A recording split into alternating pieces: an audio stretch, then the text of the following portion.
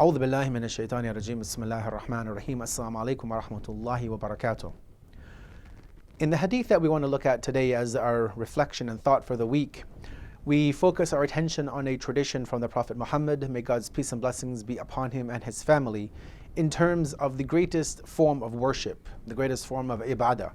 Now we know in Islam that really almost anything that is done for the sake of Allah, to earn proximity towards Him, to get closer to Him, can be considered as an act of worship. In the tradition today, we want to see one particular angle that Rasulullah takes in terms of the worship of Allah, and he says the following: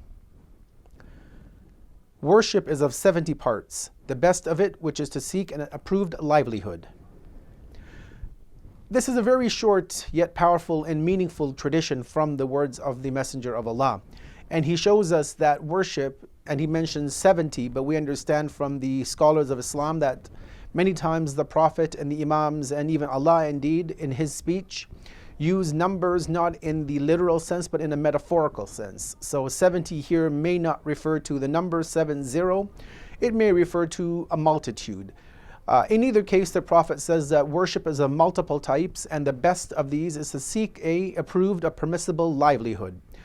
And when we live in this 21st century era, and obviously this has been this hadith can be applicable to all times, including at the time of the Messenger of Allah and after his demise. But more so today, in this day and age, we see that the challenges which come upon the Muslim when they are looking to earn a livelihood, a permissible livelihood, are more challenging than perhaps in other times. We know that there are many forms of education which are permissible, many which are impermissible. There are many jobs, many career paths which the young men and women can take, which can either lead them down a road of felicity, a road to earn Allah's good pleasure, and also many which are impermissible, which are forbidden from the religious point of view.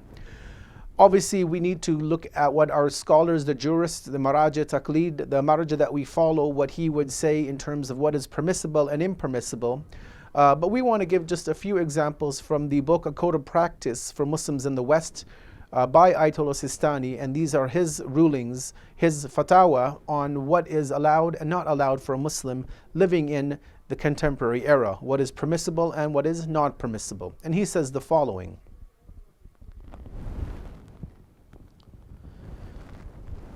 when it comes to serving meat, he says that an animal which is not slaughtered according to Islamic law,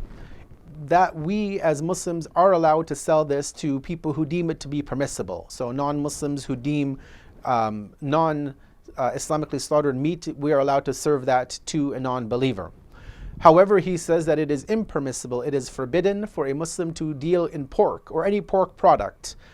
Even for those who deem this meat to be allowed for consumption, he bases this and he says that based on obligatory precaution, one should not serve that meat to them. When it comes to intoxicating drinks, alcohol and all of those other substances which are intoxicating, inebriating, he says that it is again forbidden for a Muslim to deal in that product. Even for those who deem it to be permissible to consume, he also says for a Muslim it is impermissible for them to sell that product to an individual rather who wants that. There are many other things that Ayatollah Sistani mentions, careers, jobs which are impermissible, and he goes into the specifics in his book. We would advise the believers to refer to this, which can be found on many websites online and also should be available in print format, and to refer to this book to understand the responsibility that we have in front of Allah in terms of our livelihood, and in order to follow this tradition of the Messenger of Allah, that the best form of worship rather is to seek a permissible livelihood, that we do our best to seek that from Allah, and that we ask Allah to make it easy upon all of us to be able to find a job, a career, a path in life that is one which will earn His pleasure in this world and in the next. Wassalamu alaikum wa rahmatullahi wa barakatuh.